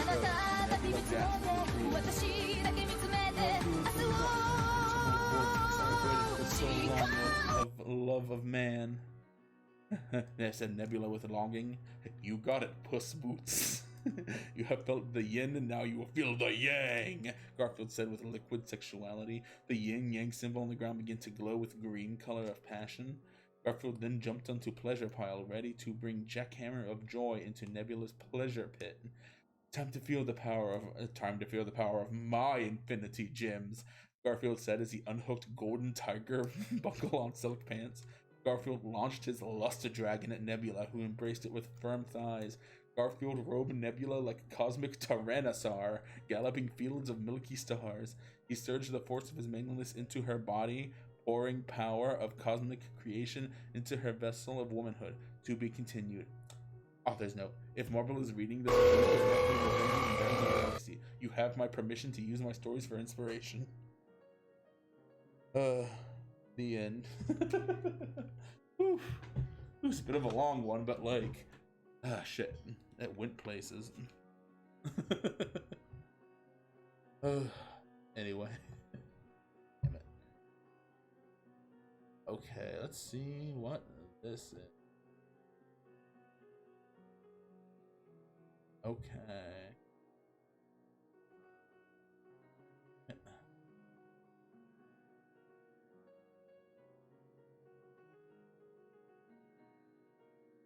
Alright.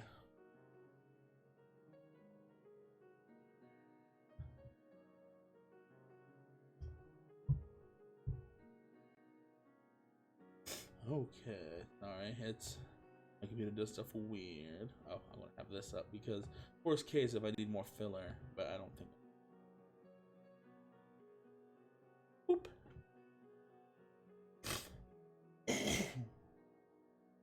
Pardon me. Oh, okay. See you around, Shadow. Thanks for coming.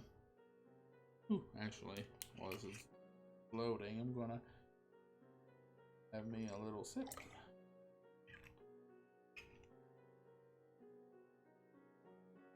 All right.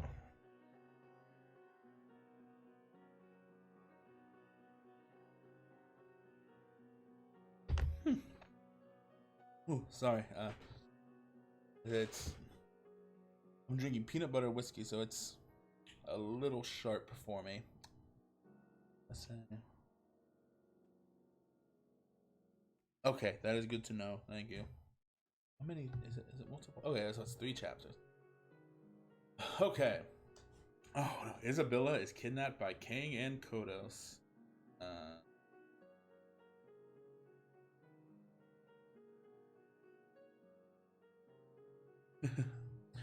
Honestly, it's probably going to be the same way through Shadow, because, like, unfortunately, I'm kind of a heavyweight when it comes to alcohol, so I have to, like, not eat half of the day and then, like, really chug. But, I mean, this is enough to get me tipsy, which makes it so my stammering problem leaves, because I stammer, but when I drink alcohol, I don't. But, I mean, it'll still be interesting. I mean, I have some more fun stories. Anyway, well, I'll see you around, Shadow, and let us do Isabella's kidnapped by Kang and Kodos. Yeah, this is 3 chapters. Alright. Isabella is walking home from the store with ingredients for a special meal of Abigail's favorite food, a parmesan of both the chicken and eggplant variety, because it's Abigail's 11th birthday in the story, when a slimy green tentacle covered her mouth and another one yanked her away by the leg. The owners of the tentacles wrote a letter that said, "To the family of the frilly woman we have," I guess they're aliens. "To the family of the friendly women we had just abducted. If you want to see her alive again, tell the Simpsons family to surrender to us. No funny stuff or else." Signed Kane and Kodos. The letter arrived at Phineas's mailbox. Oop. All right. Phineas, Abigail, and Rachel, which, if you didn't read the chat, Abigail and Rachel are Isabel and Phineas's kids. Went to Springfield, went to 742 Evergreen Terrace, and Phineas rang the doorbell. Lisa opened the door and said, wait, no, Phineas, "Hey, Phineas and Rachel, happy birthday." Wait, hold on. Oh, Lisa opens, so that's Lisa. "Hey, Phineas and Rachel, happy birthday, Abigail." Phineas said, "Lisa and Bart, we need your help. Kane and Kodos abducted Isabella. We need you to help us get her back." Meanwhile, on Kane and Kodos' side of the story, they have Isabella in a holding cell while they fiddle with a weird ray gun. They tell Isabella that they're going to shoot her with the ray, and if it works, she'll turn into a hideous monster, but if it doesn't, she'll die. Will Phineas, Abigail, Rachel, Bart, and Lisa be able to infiltrate their lair before Isabella gets blasted with an unpredictable ray gun? Find out in chapter 3. Oh, longer. I guess it makes sense. Everyone except Bart is trying too hard to think of a way that won't trip the security system. However, Bart, being as simple as he is, suggests that they go through the ventilation system. Lisa at first ridicules how cliche Bart's idea is, but eventually he figuratively twists her arm into trying his plan. It works, and they eventually make their way to the testing chamber, where Isabella was moved to from the cell block. Excuse me. Kang and Kodos attempt to shoot Isabella with the ray until Bart shouts, "Leave her alone!" and jumps in the way of the shot and mutates into a monster. This causes Phineas to say, "Lisa, we gotta grab Isabella and get out of here before your brother hurt us." And Lisa objects to this. "But it's Bart, I can't just leave him." Phineas promises her, "We'll find a way to save him later, but we can't while we're in his crosshairs." Lisa eventually accepts this and says, "Fine, don't worry, Bart, we'll come back for you." 3 hours later, Phineas managed to create a liquid antidote to the ray effects. He then says, "I dipped a non-fatal crossbow arrow in the antidote I whipped up. Here is the plan. Rachel, Abigail, and I will keep Bart busy. When I give the signal, Lisa, you will shoot Bart with the crossbow arrow coated in the antidote." After a few minutes of Phineas, Abigail, and Rachel stalling Bart, Phineas yells, "Lisa, now!" Before shooting the arrow. Lisa says aloud to herself, "I'm sorry, Bart, but this is the only way to change you back to normal." He shoots the arrow, and Bart goes from being a yellow mix between a troll and an ogre to his normal form. He says, "Well, Phineas, Rachel, Abigail, thanks for not punching or kicking me, and Lisa, thanks for returning me to myself. You guys get out of here, and I'll handle Ken and Kodos myself." After Bart beats the snot out of King and Kodos and everyone returns to 742 Evergreen Terrace, Isabella says, Phineas, Rachel, Abigail, Lisa, thanks for saving my life. And Bart, thanks for taking that blast for me. Lisa replaces the ingredients for Isabella dropped when she was kidnapped. The Flynn family returns home and everybody eats the eggplant chicken mixed parmesan dinner Isabella was planning at the start of the story. The end. Huh. I don't think I've ever read a Phineas and Ferb Simpsons mix. That was something. Thank you for the suggestion. My name is Celestial Ludenberg. Whew. All right. On 1 second.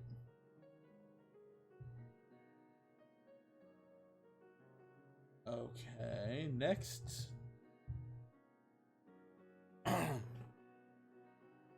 Next is Game Boy Advance SP Blue Edition by Chris O'Neill, which is Oni-N-G, and if you've never heard of him, I mean, if you've heard of him, this is you probably heard this. If not, well, let's do it.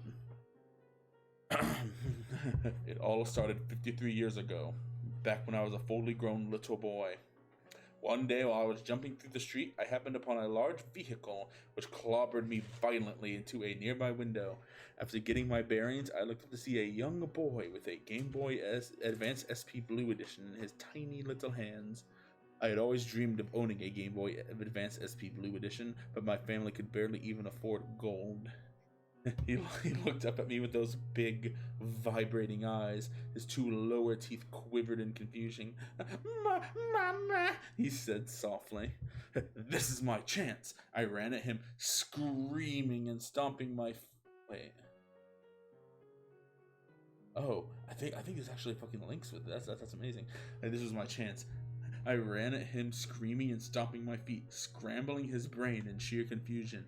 I shoved him as hard as I could and grabbed his Game Boy Advance SP Blue Edition, and I ran out the door. I leaped back down the street towards my home. I opened the door by its big smelly handle, and I let myself in quietly. I snuck past my mini parents and shut myself into my room. I had made it. Finally, a Game Boy Advance SP to call my own. I will have to keep it hidden from my family. I shouldn't ever allow them to know. I took the Game Boy SP in my small, beautiful hands, which, when you click it... Oh, annotation. Chris O'Neill is famous for his... What is it? Chris O'Neill is famous for his brilliantly beautiful hands. Okay, that's... that is good to know. Hold on, sorry. Close tab. Okay, yeah, so I took my Game Boy SP in my small, beautiful hands and proceeded to slide the switch to on mode. I will never forget that wonderful sound it made the first time I turned it on, and that wonderful Nintendo logo splashed my screen in sheer delight. I blew out my candle and pulled my curtain shut tight. I wanted absolutely nothing to get in the way of my first Game Boy Advance SP Blue Edition experience. Suddenly, a small man appeared on screen. Shortly after, the word Mario started flashing behind him. I assume this man is the man known as Mario. I had seen adverts showing him on television. The title of the screen slowly lowered itself onto the top of the screen. Super Mario and the Legend of the Stolen Game Boy Advance SP Blue Edition? My heart sank as I noticed a dead pixel in the lower left region of the screen. Beggars can't be choosers, I thought to myself, however, and I pressed the start button with my finger. Let's see what's this annotation. Oh. This is actually read as Fingy to show that the author has the IQ levels that surpass that of anyone. Shortly after writing this lyric, Chris O'Neill went missing. The story has to be finished by Homer Simpson and his son, I caramba. Oh, I did used to say Fingy, I think. Anyway, a vast landscape with clouds, bushes, and bricks appeared before my very eye. and there he was, the familiar Mario man I had grown to enjoy. I pushed the left on the button. Mario himself dashed to the left. Dust between his silly brown shoes filled the air. I was amazed by his speed. I quickly pushed the right button to test his turning abilities. I was not disappointed as Mario changed direction in a matter of seconds. I learned the other button functions as I played. B allowed the Mario to dash at high speeds, similar to my own. A allowed him to leap so high in the sky that I screamed in fear. Perhaps maybe he wouldn't come back down. Yet he always did. Which engaged me in the game world even further. I quickly grasped the concept of jumping large gaps, avoiding enemies, and climbing a big flagpole at the end of each level. I got to the 4th level without much problems. I looked into a nearby mirror and smiled to myself with one eyebrow raised, and I said loudly, "Does this game think I am not good? I can handle anything it throws my way." Whoa! Whoa! Suddenly, the screen turned black. And I don't mean black. I don't just mean black. I mean so black the screen looked like a big deep hole. I said out loud, "Is this a hole I see before me?" And it echoed like a hole. This line is very similar to the quote spoken by the main character in Shakespeare's Macbeth. "Is this a dagger I see before me?"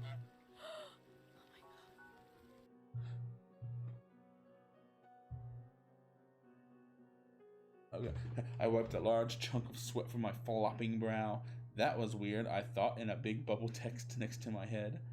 The level loaded, but this time it took a lot longer. Mario stood in place, so I pushed right and he began running. I noticed the graphics were getting all jumbly. Also, the music was becoming less like the Mario theme. Ba-da-ba-ba-da-ba-ba, and more garbled like brr-brr-brr-brr-brr-brr. I was nearing the first gap of the stage to jump over. As I drew closer, I readied my sweating pink thumb over the A button. The gap was there. I pushed the button, but Mario didn't jump. He just screamed, "Woo!" I pushed left as far as I could, and he grounded to a halt. Right at the edge of the gap, I pushed A frantically and repeatedly and tried to make him jump, but he just screamed, "Ha! Ha!" The camera zoomed in on my face as I pummeled that A button, trying to make Mario fill the air above his body. But all that filled the air were my friend Mario's screams of fear. I said, "No more." I put the cartridge from the Game Boy Advance SP and I threw it out my window. It landed in some mud outside, and I laughed and I closed my window. I turned around and saw that the cartridge was back in my Game Boy. Mud oozed from its cartridge slot. I gasped and said to myself, "No, it cannot be." The Game Boy turned itself back on. Mario's face appeared with hyper-realistic skin pores and bloody chapped lips. Which, I have to check these fucking... Oh, really? He ruined it. Owning his friend's console... Oh, okay. Damn it. That's an actual one. Hold on a second.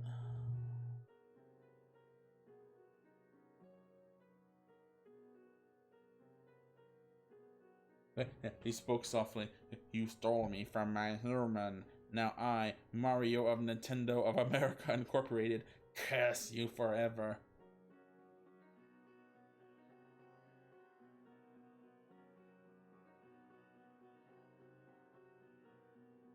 I screamed aloud, louder than Eagle of Night. There must be some way to undo this curse. I decided the only way to rid myself from this curse was to beat the game. I ran up to the first gap on the level. I pushed A, and Mario just screamed again. "Oh, oh." I fell into the hole, and Mario lost a life. This is when I noticed my skin began to rot and turn slightly green.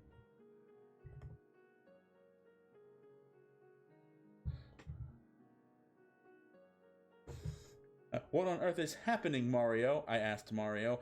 "Every life you lose will make you rot."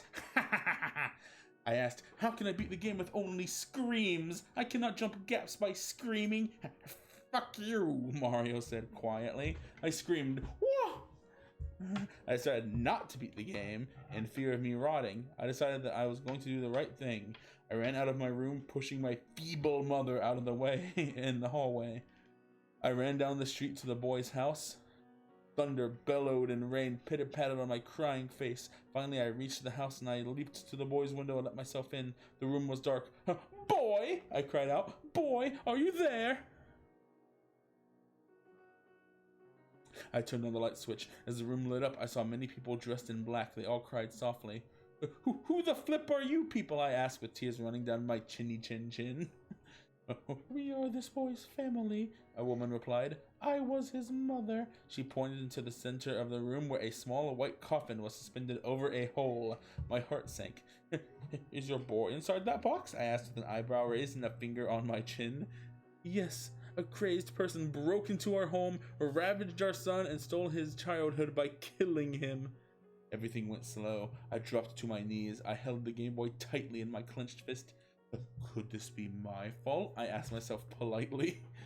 His mother walked over to me with a big fat tear in her eye. She told me it really means a lot that a stranger would let himself into our home to pay respects to a boy he didn't know. I'm sure you two would have gotten along great. She then pointed to the priest and said, "Please lower our child into the earth now."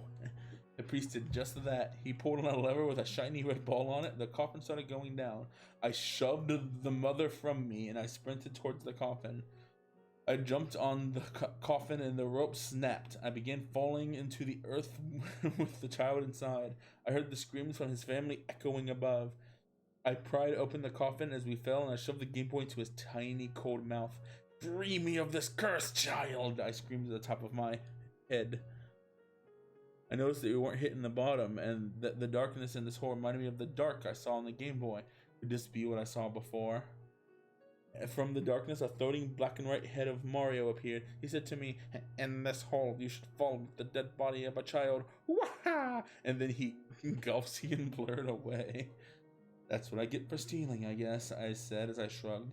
So suddenly Mario appeared again and he said, "Wow, it sounds like you learned your lesson. You will now be free." He clicked his mustache and I was back in my room.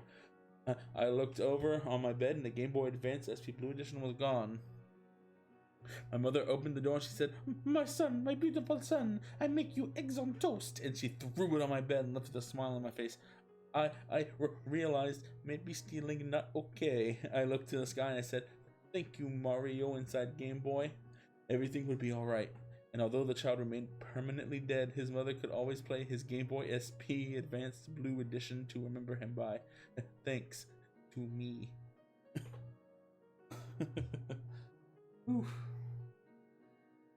Alright.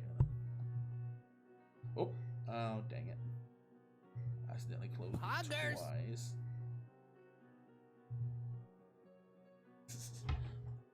Ew. Alright, unless anybody has any suggestions, I am probably just going to read another Garfield one.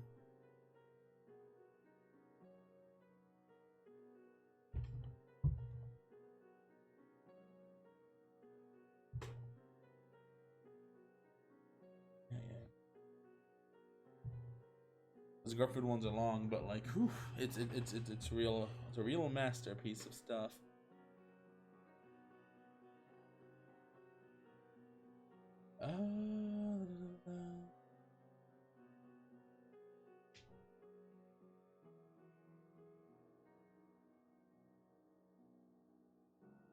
Let's see, how about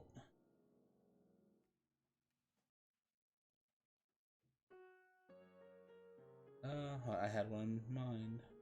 Here we go. Wait, no.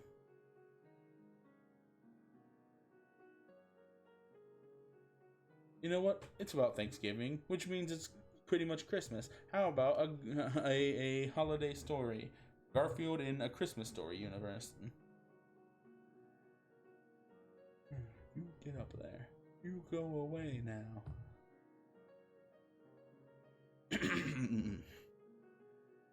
The Garfield Story. It was Christmas Eve and Ralphie was looking to max and relax. Boy, I just cannot wait for Christmas. It is the best time of year. Soon I will have the Red Ryder BB gun and wealth and glory and women, and all will be mine for the taking, thought Ralphie to himself.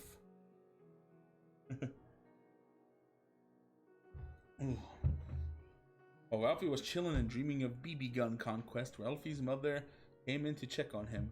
Ralphie, tomorrow is the big day, and you have been a most excellent boy this year. Soon all of your dreams will come true, said Ralphie's mother with comfort words. Yes, you are right, mother. Soon I will have everything a man couldn't want.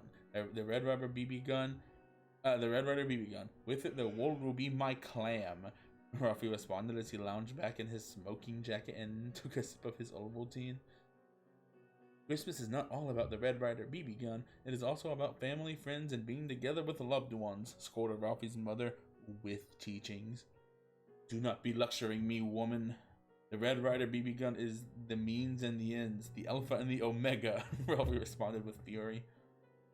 Oh, Ralphie, thought Ralphie's mother as she walked out of his room, shaking her head. Enough frivolous talking. Time for sleep, for Christmas may come, and I may meet my BB gun destiny, said Ralphie to himself as he lied down for slumber. That night, Ralphie dreamed of BB gun glory, taking what was his and leaving scraps of dogs for everyone else. Women knelt by his feet with wealth and decadence surrounded him. When he awoke, he was sweating with anticipation to meet his BB gun glory. He rushed downstairs with feet guided by Valkyries. When he came downstairs, his family was there waiting for him.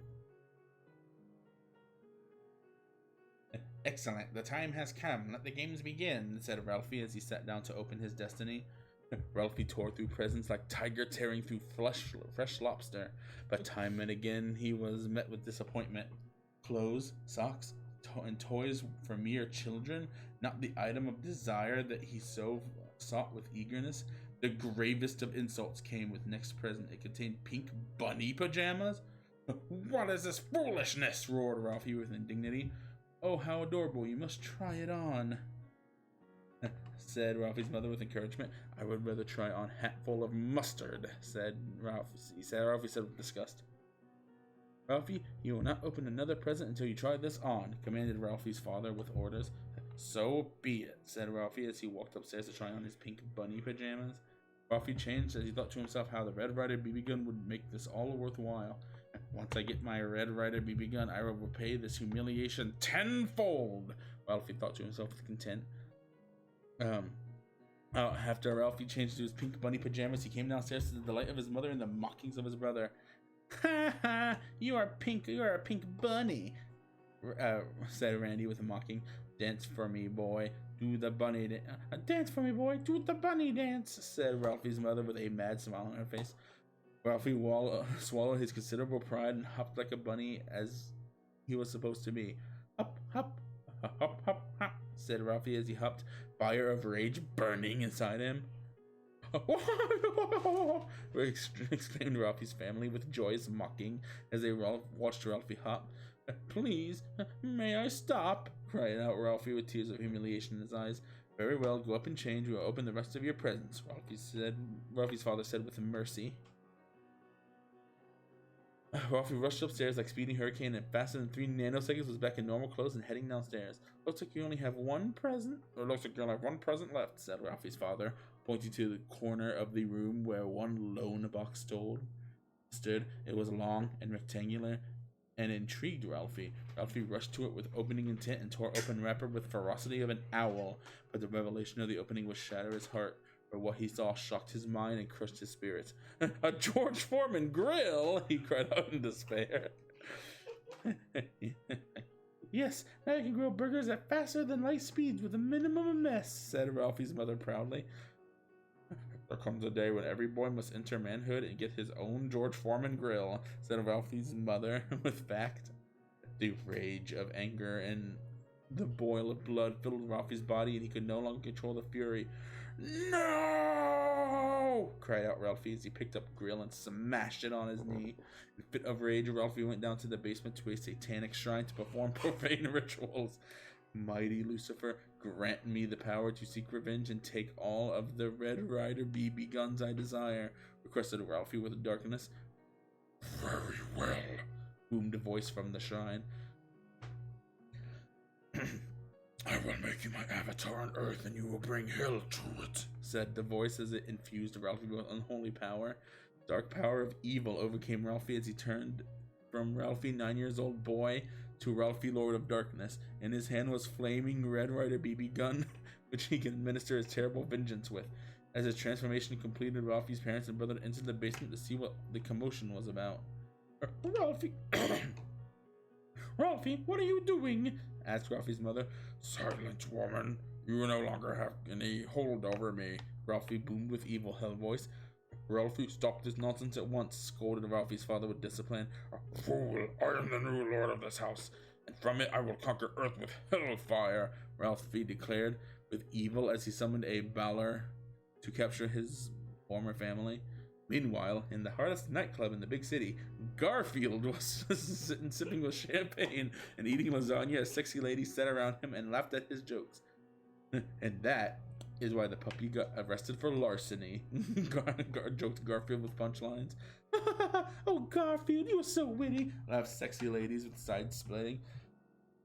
Amidst laughing at Garfield's joke, there was a news report on TV. Attention all, Ralphie has summoned a portal to hell and has waged war on this planet to establish his dark kingdom. If only a true hero was man enough to save humanity, said news reporter with warnings.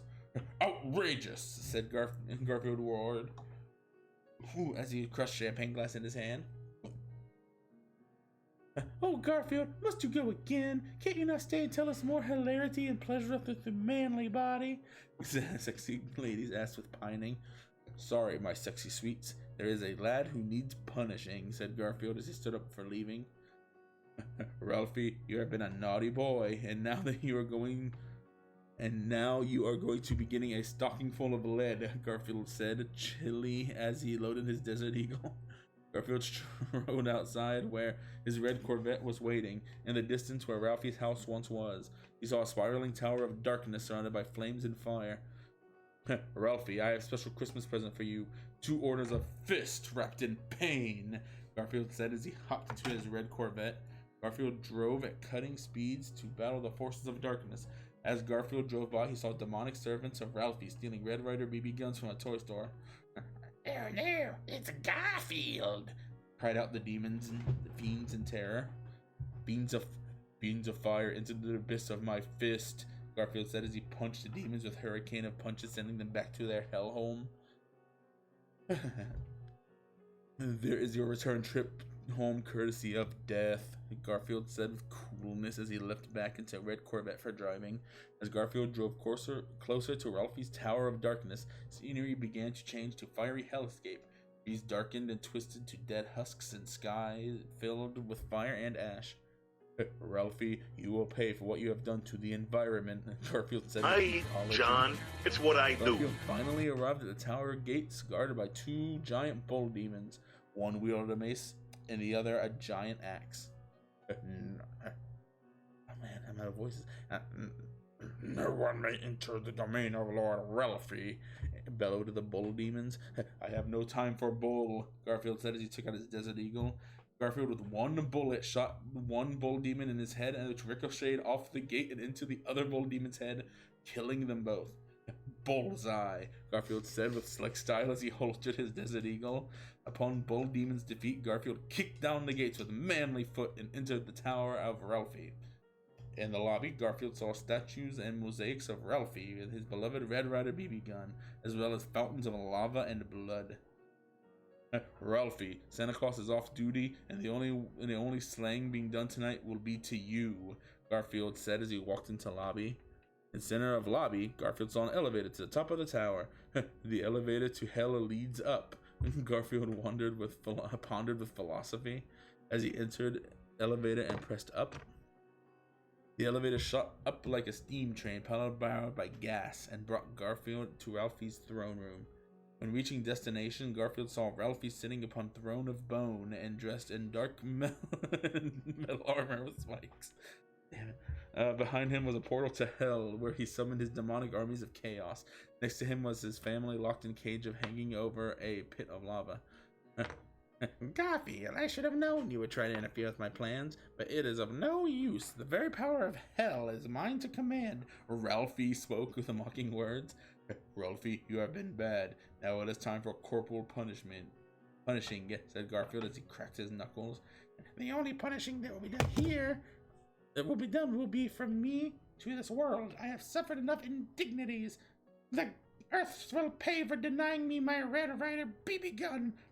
Ralphie roared, fist clenched with rage. You have forgotten the true meaning of Christmas. Let me remind you. Garfield said as he took out Desert Eagle. Enough talking. Get him, my minion. Ralphie ordered to his Balor. Ralphie's 15-foot Balor demon approached Garfield with roars and growls and fire coming out of mouth eyes. But Garfield was not impressed. Chew on this, Garfield said as he threw a grenade into Balor's mouth. Garfield then shot the grenade with his Desert Eagle, blowing off the Balor's head. The louder they roar, the louder they explode, Garfield said with manly confidence. So, Garfield, my minion has proven no match for you. Very well. It is no matter for the powers of darkness protect me, Ralphie gloated with glee. We'll see about this, Garfield said as he fired a barrage of bullets at Ralphie, but to his surprise, they deflected off harmlessly. See, Garfield? No force on this earth can harm me. Now feel the wrath of hell, declared Ralphie as he raised his flaming Red Ryder BB gun at Garfield. It'll take more than force fields to hide from my justice, Garfield said with stern righteousness.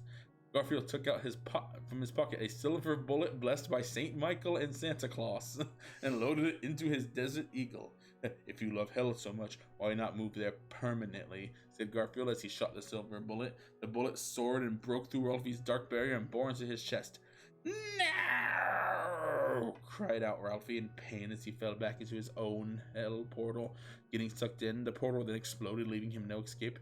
Hell is for children, Garfield quipped as he put a lasagna cigarette in his mouth. After disposing of villainy, Garfield freed Ralphie's family from their prison cage. Thank you, Garfield. You are a true hero. It is a shame our son could not be a real man like you, said Ralphie's father with admiration.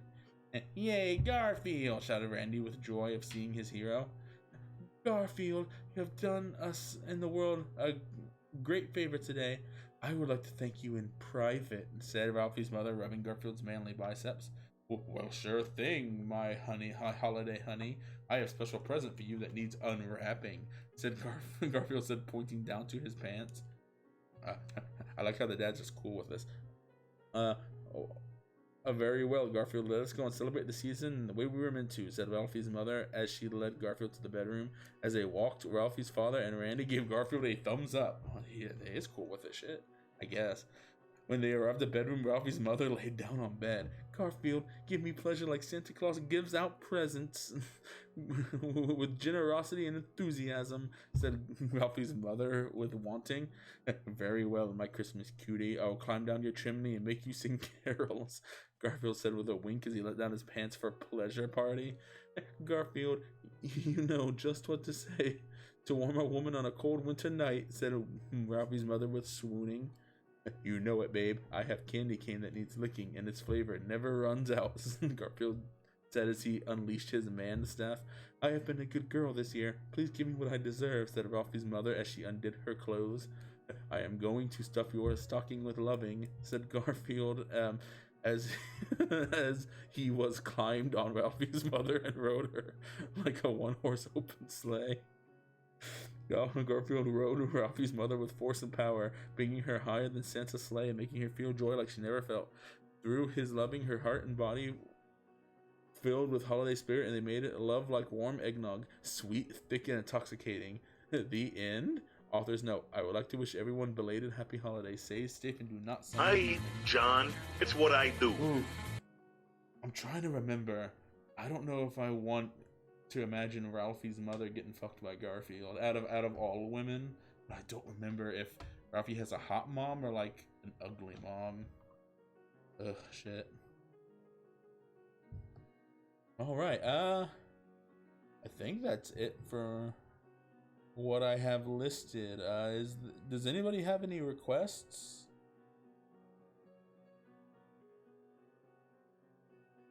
Let me think.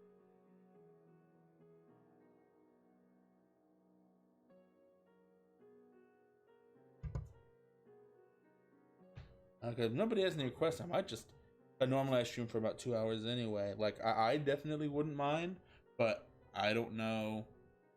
Like I'm out of the ones that I was going to read, and if there's no suggestions, I don't know if people want to hear me read Garfield fanfics for like a long time, so I might just call it here.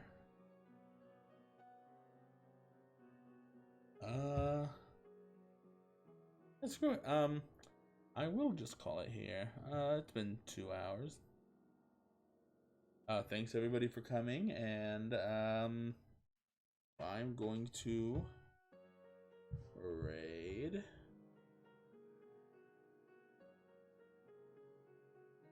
I don't remember her name. Rosie. I'm going to raid Rosie the Alien, which is really fun VTuber. And just have a nice night, everyone, and see you around.